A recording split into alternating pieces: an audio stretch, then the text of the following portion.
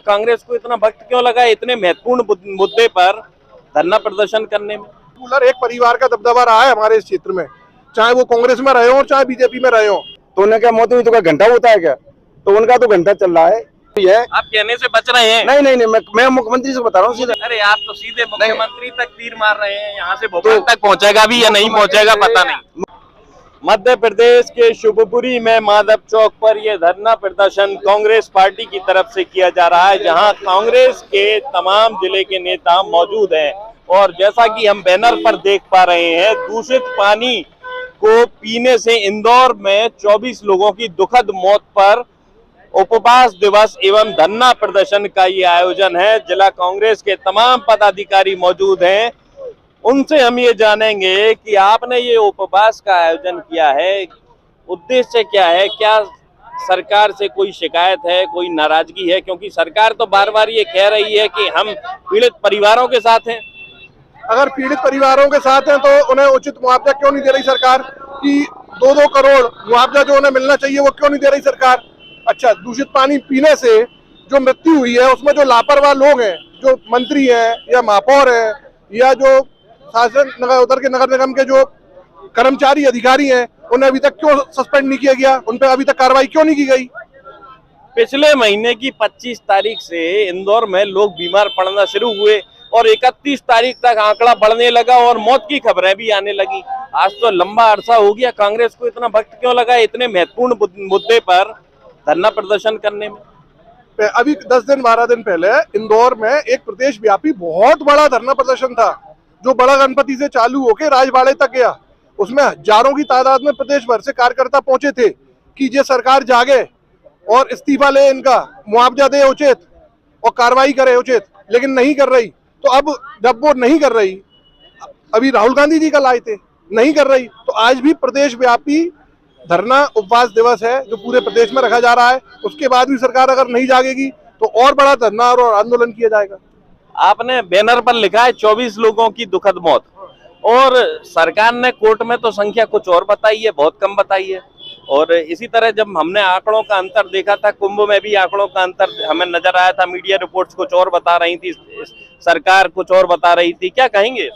देखिए, मौत के आंकड़े छुपाना तो उन्हें बहुत अच्छी तरीके से आता है। कोविड में आप हालत देखिए, कितने लोग मरे थे और सरकार ने क्या आंकड़ा दिया था। कुंभ में एक रात में भगदड़ में कितने लोग मरे थे और सरकार ने क्या आंकड़ा दिया था। तो ये तो सरकार, भैया इस सरकार का तो छोड़ो, क्या कह दे क्या कर दे। हम स्थानीय स्तर पर बात करते हैं। शिवपुरी में आपको क्या लगता है किस किस तरह की मूल समस्याएं जिन्हें जल्द खत्म होना चाहिए? शिवपुरी तो ऐसा लग रहा है कि समस्याओं का गढ़ बन गया है। 1985 में सिंध का पानी लाने के लिए सिंध योजना चालू की थी। आज 40 साल हो गए, 3 बार लाइन बदल गई। दूषित पानी को मजबूर है लोग, लाइनों में लग के पानी लेने को मजबूर है लोग। उसके बाद आज 40 साल में पानी की समस्या नहीं निपटी।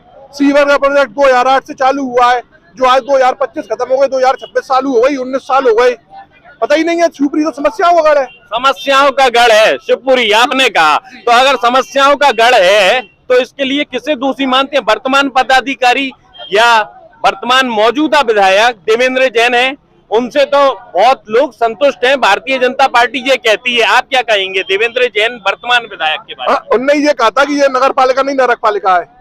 ठीक है, मैं नगर पालिका पर नहीं जाऊंगा। और 2003 से मध्य प्रदेश में भाजपा की सरकार है। जी। तो जहाँ पे जितनी भी कमियां हैं और जो कुछ भी हो रहा है उसके लिए जिम्मेदार भाजपा है। अगर अच्छे कामों के लिए भाजपा अच्छी है तो खराब गलत कामों के लिए भी जिम्मेदार भाजपा ही है। कोई 2003 से सरकार उनकी है। आपने किसी व्यक्ति का नाम नहीं लिया, आपने सीधे कहा कि भाजपा जिम्मेदार है। अब भाजपा में तो बहुत सारे लोग हैं और उनमें से भी कुछ लोग ये मानते हैं कि हाँ, कहीं ना कहीं जिम्मेदारी बनती है। पर्टिकुलर एक परिवार का दबदबा रहा है हमारे इस क्षेत्र में, चाहे वो कांग्रेस में रहे हो और चाहे बीजेपी में रहे हो। हर योजना उनके समय में ही चालू हुई है, उसकी मॉनिटरिंग भी उन्होंने ही करी है, उन्होंने, ठीक है ना। तो अब और कैसे नाम लूं कि कौन है जिम्मेदार? आज जो नगर पालिका अध्यक्ष है उन्हीं के द्वारा बनाई गई है, किसका नाम लूं, कौन है जिम्मेदार? मुझे लगता है कि आप शायद स्थानीय सांसद ज्योतिरादित्य सिंधिया के बारे में बात कर रहे हैं। अगर मैं गलत नहीं हूँ तो सही हूँ। ज्योतिरादित्य सिंधिया के बारे में आपका क्या कहना है? क्या उनके जिस तरह की मॉनिटरिंग है, उनका जिस तरह का काम करने का तरीका है, लोग कहते हैं वो विकास के मसीहा हैं। वाकई विकास के मसीहा हैं या आप संतुष्ट नहीं उनसे? अरे मैं तो क्लियर बोला आपसे, सिंध का पानी, मैंने बोला आपसे सीवरेज, आज नगर पालिका की क्या स्थिति है। आज कितने साल पहले उन्होंने कहा था कि हम इसको हवाई अड्डा बना रहे हैं, अभी तक जमीन ही अलॉट नहीं हो पाई, फंड तभी अलॉट हो गया। आज महाराज वो नागरिक उड्डयन मंत्री भी नहीं है, लेकिन जगह हो गई क्या अलॉट? अभी तक जगह ही अलॉट नहीं हो रही, तो कब बनेगा एयरपोर्ट जिसके लिए फंड आ चुका 3 साल पहले ही।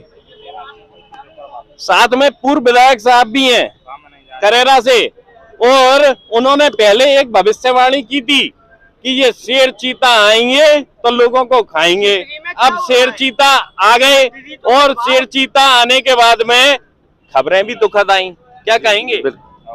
देखिए, जब पहले ये लोग, रोजगार बढ़ेगा, जब मैं एमएलए था, जब लोग प्रधानमंत्री जी शेर चीता ले आए थे। अब कूनों में हमारे लोग, कूनों के आसपास आज जो अभ्यारण्य है ना कूनों में, उसके आसपास हमारे लोग निवास करते हैं। आदिवासी हैं, SC ST के लोग हैं। अब जो जंगल में जाते हैं तो उससे अपना जीवन यापन करते हैं वो लोग, कहीं फल से, कहीं लकड़ी से, कहीं किसी से अपना जीवन यापन करते हैं। तो वो जीवन यापन करने जाएंगे तो उनसे शेर चीता उनको खाएंगे तो वो नष्ट होंगे। जैसे अभी हाल ही में, जैसे अभी इंदौर में जो घटना हुई है, कितनी मौतें हुई हैं।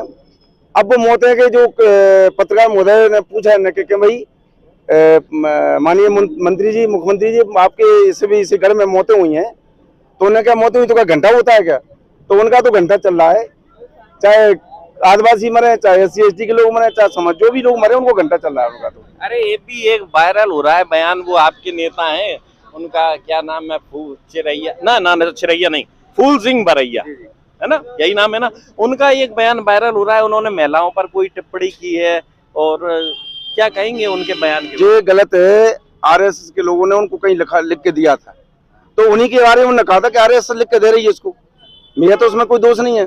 RSS कह रही है कि साहब जो RSS के जो एजेंट है उसको उन्होंने बताया, उनके ऊपर प्रत्यारोप कराया, ऐसा कुछ नहीं है। वो विद्वान व्यक्ति है, नेता है, और उसका अभी वर्तमान में विधायक है। ऐसा कहीं जो संवैधानिक पद में कहीं ऐसा बोल सकता है किसी की महिला के बारे में? जो तो टीका टिप्पणी करते हैं लोग।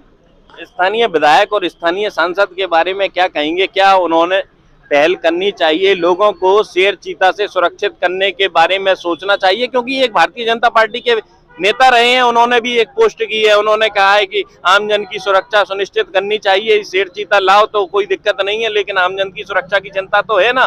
तो सांसद और विधायक मंच पर भाषण देते हैं, वो हर योजना चालू कर देते हैं। जैसे हमारे अध्यक्ष महोदय ने बताया कि एयरपोर्ट बनेगा, फलाना, मंच पे भाषण देकर चले आते हैं, अंदर से कहते हैं जो हो रहा है उन्हें दो। कौन? बीजेपी के नेता।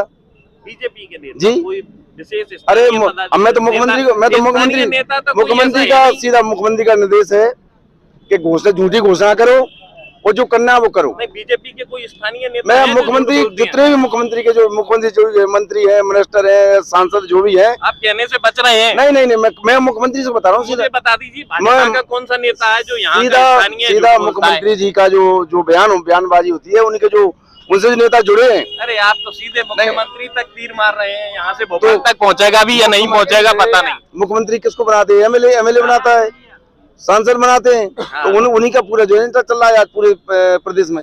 चलिए ठीक है। खैर, ये धरना प्रदर्शन की तस्वीर आप एक बार फिर देख लीजिए। धरना प्रदर्शन जारी है कांग्रेस पार्टी की तरफ से, और अलग अलग शहरों में ऐसा बताया जा रहा है कि इंदौर में हुए घटनाक्रम को लेकर धरना प्रदर्शन का आयोजन चल रहा है।